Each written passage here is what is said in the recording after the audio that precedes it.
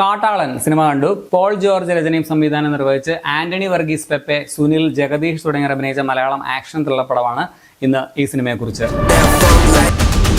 ഇതിന്റെ പ്ലോട്ട് പറയുകയാണെങ്കിൽ ആനക്കൊമ്പ് കച്ചവടം ചേസിങ്, ആനക്കൊമ്പ് കച്ചവടം ചേസിങ്, ആനക്കൊമ്പ് കച്ചവടം ചേസിങ്, ഇത്രയേ ഉള്ളൂ. അല്ലാതെ വലിയ കാര്യമായിട്ടുള്ള കഥയൊന്നും ഇതിനകത്തില്ല. പടം മൊത്തത്തിൽ എങ്ങനെയുണ്ടെന്ന് ചോദിച്ചാൽ ഒരു നിർവികാര നിർഗുണ ആക്ഷൻ പടമാണ്. ഈ വർഷം ഞാൻ തിയേറ്ററിൽ കണ്ട ഏറ്റവും മോശം പടങ്ങളിലൊന്നാണിത് എന്നും ഞാൻ പറയും. എന്ന് മാത്രമല്ല, ഈ മാർക്കോ യൂണിവേഴ്സോ ക്യൂബ് യൂണിവേഴ്സോ എന്തായാലും ആട്ടെ, ഇതൊരു സ്കാം യൂണിവേഴ്സ് ആണോ എന്ന് നമുക്ക് സംശയം തോന്നുന്ന വിധത്തിലുള്ള ഈ ഒരു യൂണിവേഴ്സിന്റെ പതനമായിട്ടാണ് എനിക്ക് തോന്നിയത്. ഇത് സ്പോയിലർ ഒന്നുമല്ല, ഓൾറെഡി സിദ്ദിഖിന്റെ ക്യാരക്ടറിന്റെ ഒരു ക്യാരക്ടർ പോസ്റ്റർ ഇവർ ഇറക്കിയിട്ടുണ്ട്. അത് കണ്ടവർക്കറിയാം. ഈ കന്നഡയിലും തെലുഗുവിലും ഒക്കെയുള്ള പാൻ ഇന്ത്യൻ കരിപ്പൊടി യൂണിവേഴ്സ് പടങ്ങളുണ്ടല്ലോ, അതിന്റെ മലയാളത്തിലേക്കുള്ള ഒരു എക്സ്റ്റൻഷൻ ആണ് ഈ പടം എന്നും പറയാം. നമ്മുടെ ഡാൻസ് മാസ്റ്റർ വിക്രം പറഞ്ഞതുപോലെ മുഴുവൻ അങ്ങ് കരിപ്പൊടി വാരി വിതറിയേക്കുക, ഫുള്ള് ഡാർക്ക് ആയിരിക്കണം, ഒന്നും കാണരുത്, അവന്മാർക്ക് ചേഞ്ച് വേണം, അത്ര ചേഞ്ച്, ആ അവസ്ഥയിലാണ് പടം. പിന്നെ ദോഷം പറയരുതല്ലോ, ഈ ഒരു ഡാർക്ക് കളർ ടോൺ പിടിച്ചേക്കുന്നത് മാത്രമാണ് ഈ പടത്തിന്റെ പോസിറ്റീവ് എന്ന് പറയാം. എന്തെങ്കിലും കുഴപ്പമൊക്കെ ഉണ്ടെങ്കിലും അത് ഈ കരിയിലങ്ങ് മാഞ്ഞു പൊക്കോളുമല്ലോ. സ്റ്റൈലിഷ് ആയിട്ട് മേക്ക് ചെയ്യാനുള്ള ഒരു ശ്രമമായിരുന്നു, പക്ഷെ പലപ്പോഴും അതൊരു ടോർച്ചറിംഗ് ആയിട്ടാണ് പ്രേക്ഷകർക്ക് ഫീൽ ചെയ്യുക.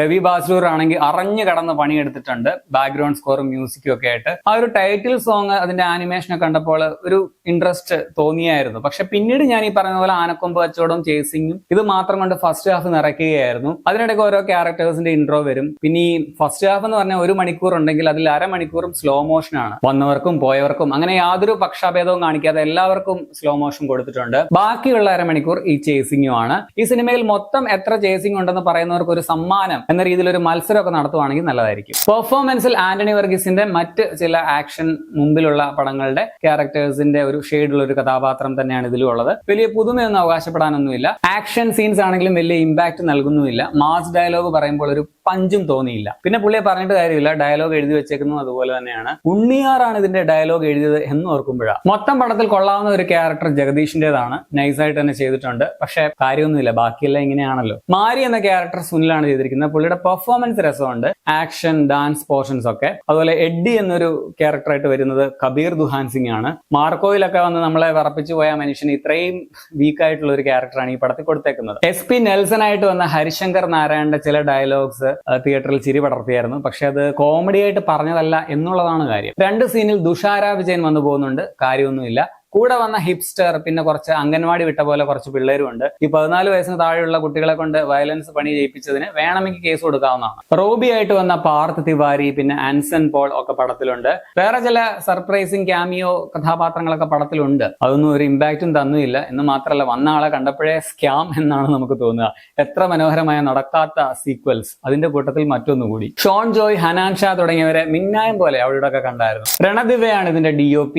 സെർച്ച് ചെയ്യുമ്പോൾ B അജനീഷ് ലോകനാഥ് ഇതിന്റെ മ്യൂസിക്കിൽ ഉണ്ട് എന്നൊക്കെ കാണിക്കുന്നുണ്ടായിരുന്നു. പക്ഷെ ടൈറ്റിലിൽ രവി ബസ്രൂറിന്റെ പേര് മാത്രമേ കാണിച്ചുള്ളൂ എന്നാണ് എന്റെ ഓർമ്മ. പുള്ളിയുടെ ബാക്ക്ഗ്രൗണ്ട് സ്കോറും മ്യൂസിക്കും വെച്ചിട്ടാണ് പടം ഒന്ന് മാസാക്കാൻ ശ്രമിക്കുന്നത്. പക്ഷെ ഒരു ഘട്ടം കഴിഞ്ഞപ്പോൾ ഈ ബാക്ക്ഗ്രൗണ്ട് സ്കോർ തന്നെ തലവേദനയായിട്ട് മാറുകയാണ് ചെയ്തത്. ഇനി മിച്ചമുള്ള നെഗറ്റീവ്സ് പറയുകയാണെങ്കിൽ യാതൊരു ഇമോഷണൽ കണക്ഷനും ഇല്ലാത്ത ഒരു കഥയാണ്. ആക്ഷൻ ആണെങ്കിലും ആൾക്കാരെയൊക്കെ കൊല്ലുന്നതൊക്കെ നമുക്കിങ്ങനെ നിർവികാരതയോടെ കണ്ടു തീർക്കാനേ പറ്റുകയുള്ളൂ. കൊള്ളാവുന്ന ഒരു ക്യാരക്ടർ പോലും പടത്തിലില്ല. നമുക്കിതൊരു കേരളത്തിൽ നടക്കുന്ന കഥയായിട്ട് പോലും തോന്നുകയില്ല. ഏതോ ഒരു തമിഴ്, തെലുഗു, കന്നഡ പടത്തിന്റെ ഡബ്ബിംഗ് എന്നൊരു ഫീലാണ് പടം കാണുമ്പോൾ തോന്നുക. അത്തരത്തിലുള്ള ക്ലീഷേ, ഫോർമുല, ടെംപ്ലേറ്റ് സീനുകളൊക്കെ പടത്തിലുള്ളത്. ഒരു ഹൈയും ഇതിന്റെ സ്ക്രിപ്റ്റും പടവും നമുക്ക് തരുന്നില്ല എന്നുള്ളതാണ്. മൊത്തത്തിൽ എറണാകുളത്ത് കാണുന്ന ഏറ്റവും വലിയ ഫ്ലാറ്റുകളെക്കാളും ഫ്ലാറ്റ് ആയിട്ടുള്ള ഒരു സ്ക്രിപ്റ്റാണ് ഈ പടത്തിലുള്ളത്. പോസ്റ്റ് ക്രെഡിറ്റ്സിൽ എന്തൊക്കെയോ കാണിച്ചു കൂട്ടി കണക്ട് ചെയ്യാൻ ഒരു ശ്രമം നടത്തിയിട്ടുണ്ട്. അതും എന്തൊക്കെയായിരുന്നു, പടം കഴിഞ്ഞ ഉടനെ എണീറ്റ് പോകരുത്, വമ്പൻ സംഭവം ഉണ്ട്, എന്നിട്ട് AI വെച്ചുണ്ടാക്കിയ ഒരു സാധനം. നല്ല ബോറായിരുന്നു. ആകമൊത്തം ടോട്ടലിൽ ആനക്കൊമ്പ് കച്ചവടവും ചേസിങ്ങും 1 മണിക്കൂർ നീണ്ട സ്ലോ മോഷനും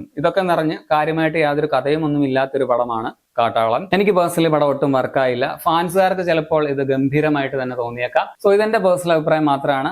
ആ രീതിയിൽ കണ്ടാൽ മതി. പടം നിങ്ങൾക്ക് തിയേറ്ററുകളിൽ കാണാം. 2 മണിക്കൂർ മാത്രമേ പടത്തിന് ലെങ്ത് ഉള്ളൂ എന്നുള്ളത് വലിയൊരു ആശ്വാസമാണ്. മലയാളവും അതുപോലെ മലയാളം എന്ന് തോന്നിക്കുന്ന തമിഴും കന്നഡയും തെലുങ്കും ഒക്കെ മിക്സ് ചെയ്ത ഏതോ ഒരു ഭാഷയും കൂടെയൊക്കെ ചേർന്നുള്ള ലാംഗ്വേജസ് ആണ് പടത്തിലുള്ളത്. 18+ ആണ് ഇതിൽ, വയലൻസ് ഉള്ളതുകൊണ്ട്. അപ്പൊ നിങ്ങൾ ഈ പടം കണ്ടുള്ളവരാണെങ്കിൽ നിങ്ങളുടെ അഭിപ്രായം കമന്റിൽ രേഖപ്പെടുത്തുമല്ലോ. ശരി, എന്നാൽ